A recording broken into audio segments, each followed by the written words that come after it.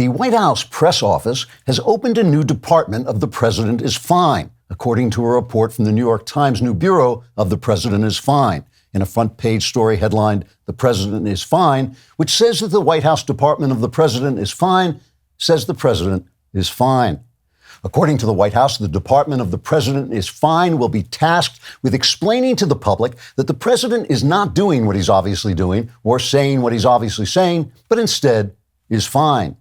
The White House announced the new Department of the President is Fine after the President neglected to schedule an appearance at Ground Zero for the September 11th memorial because he wasn't sure what date September 11th would fall on this year. Instead, the President went to Hanoi, the site of America's humiliating surrender in Vietnam, where he rambled incomprehensibly about the phrase lying dog-faced pony soldier from a 1953 John Wayne movie.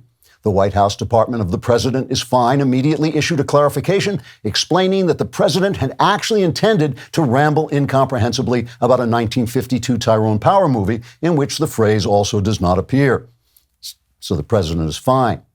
The Hanoi press conference ended when the President's incomprehensible rambling became so incomprehensible that the director of the Department of the President is Fine, Corinne Jean Identity Hire, had to drown the President out by loudly playing the piano as the President is Fine dancers kicklined their way on stage to carry the President into the wings while singing their official theme song, "The President is Fine." The President is fine. They say that he's demented, but the charges are invented. His condition is benign. And though this exit is abrupt, that doesn't mean that he's corrupt. The President is fine. Unquote. The President then went on to Alaska, where he did commemorate September 11th by giving the Iranian Islamist terrorist government $6 billion in ransom for kidnapped Americans in order to ensure the Iranians won't kidnap any more Americans unless they want $6 billion more dollars. The White House Department of the President is Fine clarified that the $6 billion payout to Islamist terrorists was not intended to commemorate the slaughter of 3,000 Americans by Islamist terrorists on September 11, 2001, but was instead meant to mark September 11, 2021, the date of the President's humiliating surrender to Islamist terrorists in Afghanistan, which was also why the President went to Hanoi, because he confused it with Kabul, which is easy to do now. So the President is fine.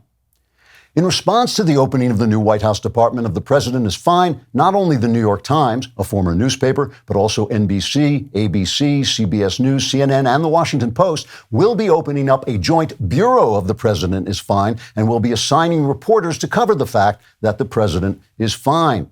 The Washington Post says they don't need to assign a new reporter to the Bureau of the President is Fine because they already have Philip Bump, who was described in a 1952 Tyrone Power movie starring John Wayne in 1953, according to the Bureau of the President is Fine.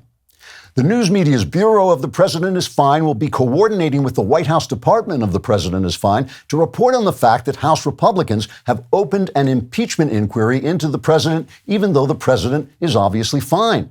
According to the news media's Bureau of the President is Fine, the White House Department of the President is Fine says there is not a single shred of evidence that the President is corrupt, aside from his repeated phone calls and visits to aid his son's influence peddling while tens of millions of dollars were funneled from America's foreign enemies into Biden family shell companies, all of which is fine, according to the news media, or possibly the White House.